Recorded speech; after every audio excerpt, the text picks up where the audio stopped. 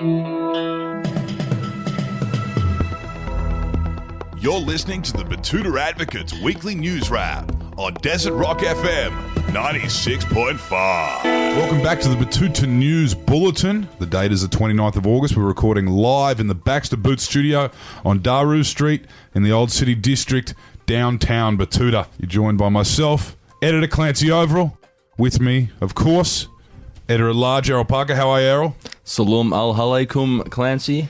How are you feeling today? Walaikum salam, I'm feeling well. And, of course, in the blue corner, Wendell Hussey. How are you, mate? Fighting fit and raring to go, Clancy. We'll start this week with the recent ICAC findings, and the Labor Party's relationship with prominent Chinese figures has been under the microscope.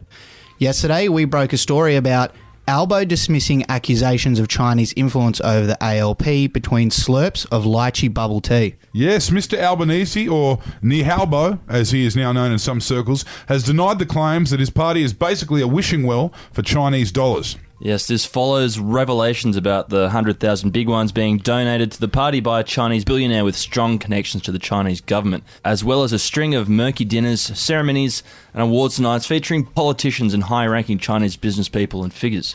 Sounds fishy, doesn't it, Clancy? It does sound fishy, but of course, it's always been a big part of the Labor Party's kind of brand. Obviously, Hawke recognised China. Kevin Rudd could speak full-blown Mandarin. So it's been a big part of their identity. And of course, New South Wales Labor, where a lot of this seems to be happening, are renowned for being pretty much the most corrupt political party in the history of Australia. So it doesn't surprise me. Yep, they couldn't lie straight in bed. In other national political news now, and Malcolm Roberts is still unconvinced Amazon rainforest is capable of being on fire. Well, it does make sense when you think about it, doesn't it, Wendell? I mean, a rainforest is full of rain, it's wet, and wet things can't burn. But despite the catastrophic event making news all around the world, the former airport pigeon shooter and Queensland senator told The Advocate that he's having none of it. Yes, Malcolm Roberts said, rain doesn't burn, therefore a rainforest cannot burn.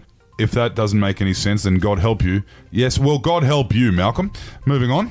Moving around the country now, and commuters were left frustrated down south after a tissue thrown onto Sydney train track derailed entire public transport system.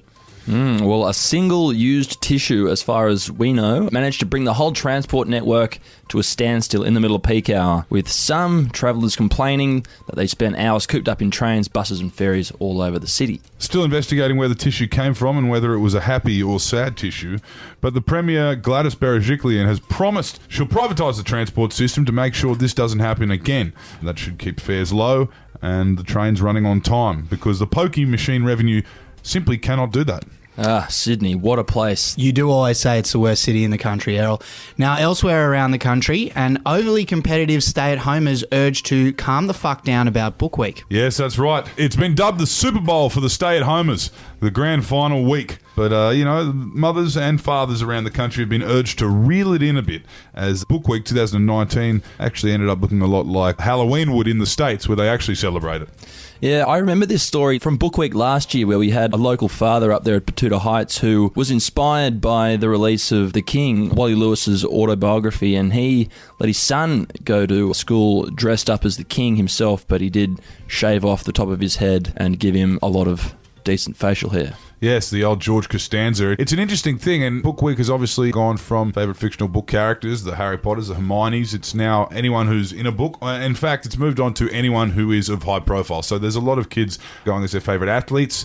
And Fortnite characters. Obviously, Victorians can't be trusted with anything, and there is still rampant cases of blackface as their kids go as their favourite Aboriginal or African AFL players. Back home in town now, and Errol, you wrote a story about a scenario that unfolded recently. I don't care if we have to remortgage the house, says girlfriend shopping for bed linen. Yes, I was actually in a bed linen shop earlier this week, Wendell, where I overheard a man named Dale. He was having a very G-rated argument with his girlfriend about spending $359 on a doona cover, I believe it was, a linen doona cover. And as the Dow Jones is going backwards, and so is the Nasdaq, the FTSE, and of course the ASX closer to home, it's becoming more apparent to people that you might have to tighten your belt. And obviously spending $359 on a doona cover is something that most people would see as a financially reckless decision.